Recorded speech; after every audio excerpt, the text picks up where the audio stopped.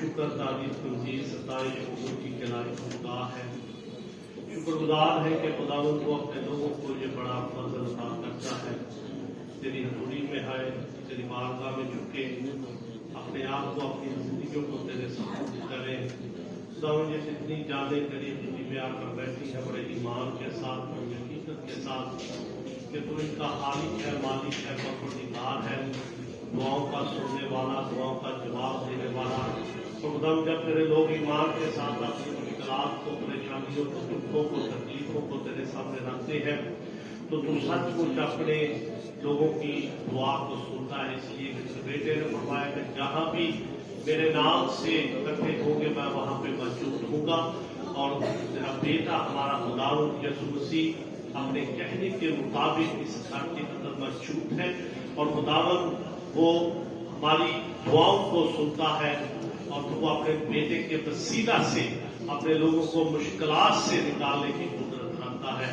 جتنی مناجاتیں, درخواستیں, التجائیں, اپنی بیماریاں, اپنے دکھ تیری حضوری میں تیرے لوگوں نے رکھے ہیں کہ تو ہی ان کو ان تمام پریشانیوں سے نکالنے کی قدرت رکھتا ہے.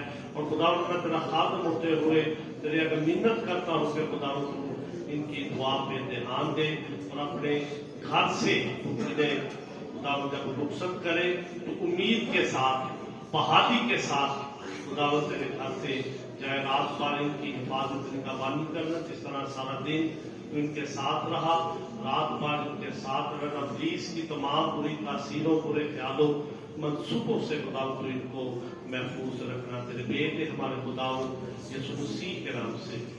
اے ہمارے باپ جو آسمان پر ہے, تیرا نام پاک مانا جائے, تیری بادشاہت آئے, تیری مرضی جیسے آسمان پر پوری ہوتی ہے زمین پر بھی ہو.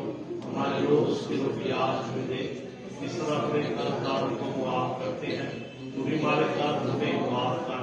ہمیں آزمائش میں نہ ڈال, برائی سے بچا.